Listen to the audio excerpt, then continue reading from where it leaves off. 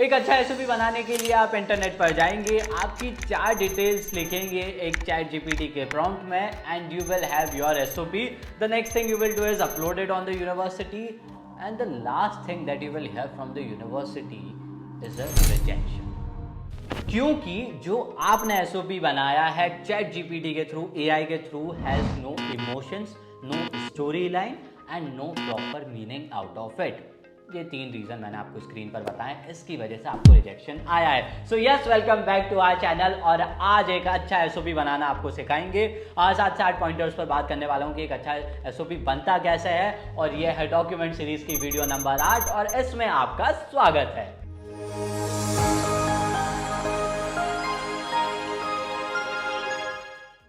चलिए, सबसे पहला प्रश्न मैं लेकर चलूँ तो वो ये है कि यार ये एसओपी इतना इंपॉर्टेंट क्यों है. जब मेरे इतने सारे डॉक्यूमेंट्स जा रहे हैं, इतना सब मैं कर रहा हूँ, तो सिर्फ एक एसओपी से कितना ही फर्क पड़ता होगा. But I tell you an example. क्या आपका कोई 12th का डॉक्यूमेंट आप उसमें कुछ चेंज कर सकते हैं? आपके वर्क एक्सपीरियंस में कोई चेंज कर सकते हैं क्या आप? या कोई जो जितने भी अभी तक के आपके डॉक्यूमेंट्स रहे हैं, be it your certificates, be it your related to academics, आपके अचीवमेंट्स हो गए, ऑनर्स हो गए, क्या इन चीज़ों में बदलाव किया जा सकता है? No, actually you cannot change those documents. You can just compare it with the other person and can regret having that feeling. But at the same time एक एसओपी से आपसे अच्छी प्रोफाइल भी किसी की हो सकती है.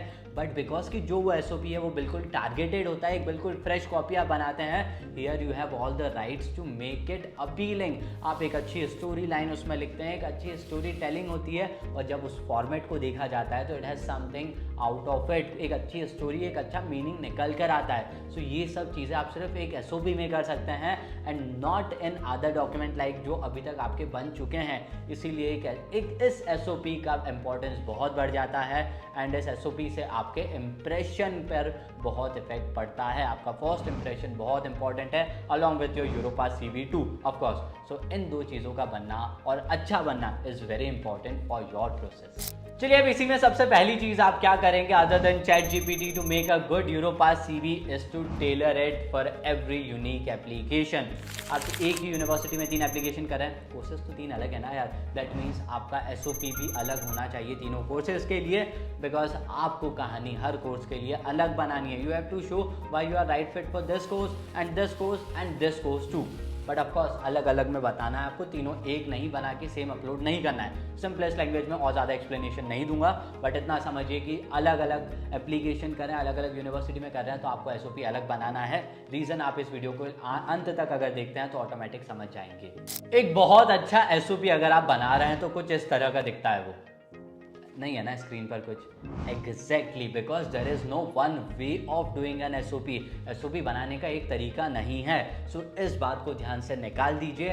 इंस्टेड डूइंग वन थिंग, आप एक चीज़ बहुत अच्छे से करिए, एक कहानी अच्छे से लिखिए दैट विल डिफाइन. और आपको कुछ देखना ही अगर फॉर्मेट में, तो फॉर्मेट में आप फॉन्ट साइज को देखिए, आप ध्यान रखिए ग्रामर का, आप अलाइनमेंट का ध्यान रखिए एंड इन सब चीज़ों के बेस पर फॉर्मेट को देखिए, रदर देन कि मैंने एजुकेशन पहले लिखा, अचीवमेंट बाद में लिखा है. इट डजेंट मैटर्स, उससे फ़र्क नहीं पड़ता है. हम एसओपी भी लिखते हैं यार, हमारी वो भी सर्विस है. इतने सारे एसओपीज हमने देखे हैं, वी राइट एवरीथिंग डिफरेंट. इसमें कुछ और फॉर्मेट है, इसमें कुछ और है, दैट इज़ फाइन. फॉर्मेट से फ़र्क नहीं पड़ेगा as long as you have a story line in it, as long as you can explain the real meaning of applying to that university.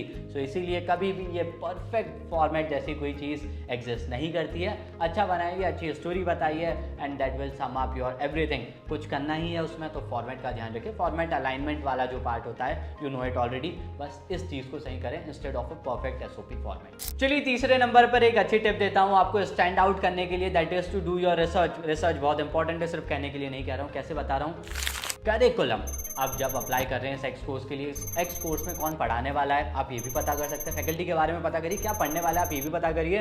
And थोड़ा सा आप ये भी पता करिए कि इसमें जो फ्यूचर है आपका वो कैसा है, यूनिवर्सिटी इस कोर्स के लिए क्या करती है. बिकॉज जब आप ये डिटेल्स उसमें मेंशन करेंगे एसओपी में, so you will stand out. आप ऑफकोर्स लगेगा कि यार बच्चे ने इतनी रिसर्च करके उसके काम की चीज़ निकाली है and he she has mentioned that part in this SOP. Of course एक अच्छा इंप्रेशन जमेगा आपका.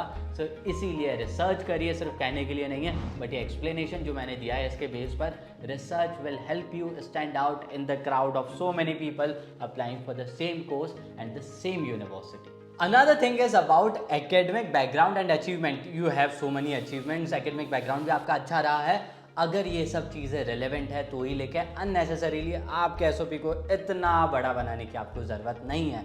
अगर आपका जो एक्सपीरियंस रहा है with maybe like achievements and everything, if they are really into कि ये यूज़फुल है आपके कोर्स के लिए तो ही मेंशन करें, एज सच ज़बरदस्ती मेंशन ना करें। At the same time another point is regarding work experience, same relevancy is the key. Same word 1.5 साल से सिखा रहा हूँ मैं आपको, अगर हमारा चैनल देखते हैं तो रिलेवेंट डेटा है तो बहुत इंपॉर्टेंट है। रिलेवेंसी के बेस पर वर्क एक्सपीरियंस को भी मेंशन करें। This work experience will help you से कि मैं ही आपकी यूनिवर्सिटी के लिए बेस्ट फिट नहीं हूँ, बट आप भी मेरे लिए बेस्ट है because of my work experience and the work that I want to do in future. आपको दोनों का बेनिफिट बताना है, आपको ये भी बताना है कि आप भी उनके लिए बेस्ट है, एंड ये भी बताना है कि ये जो यूनिवर्सिटी है ये मेरे लिए बेस्ट है एंड मैं आपके लिए बेस्ट हूँ। आपको ये दोनों चीज़ें कन्वे करनी है। अब वर्ड लिमिट करके भी एक चीज़ होती है, आस्क योर यूनिवर्सिटी, बहुत शॉर्ट में बताऊंगा। यूनिवर्सिटी से पता करिए कितने लेटर्स का लिखना है, कितने वर्ड्स के बीच में होना चाहिए, 200 से 250 वर्ड, 3000 कैरेक्टर, 300 वर्ड, जो भी लिमिट है उस लिमिट के अंदर लिखें, बहुत इंपॉर्टेंट है। Why Italy and why this university, बहुत बार सुना होगा आपने, हमेशा सुनते हैं। बहुत आसान सा आंसर देता हूँ आपको, अगेन द सेम थिंग। कहाँ से आपने शुरू किया है? मैंने बीए किया है in digital media and related courses. Of course I want to go for masters in the same field of course. ऐसा ही सिमिलर कोर्स मुझे मास्टर्स में करना है, इसीलिए आपकी यूनिवर्सिटी में ये कोर्स अवेलेबल था एंड इस कोर्स को करने का मेरा एम है कि मुझे ये एक्स पोजीशन पर जाना है। तो ये जो आप सिंक देख रहे हैं, पता नहीं मेरा एडिटर कैसे करेंगे, बट ये जो सिंक है ये आपको मेंशन करना है, ये दिखाना है, ये दिखना चाहिए कि बैचलर से शुरू करके मास्टर्स किया and with this masters I have the aim of becoming this person. So this will help you create a good story. तो आप यहाँ ये भी समझा पाएंगे कि क्यों इस कोर्स के लिए जा रहे हैं एंड क्यों इस यूनिवर्सिटी के लिए जा रहे हैं। Now the last pointer is something you won't like to listen but be real in your SOP. मत करिए यार, फैंसी वर्ड्स आपको बहुत अच्छे आते होंगे। मेरी videos, I have made more than 200 videos, बहुत सिंपल लैंग्वेज में बोलता हूँ।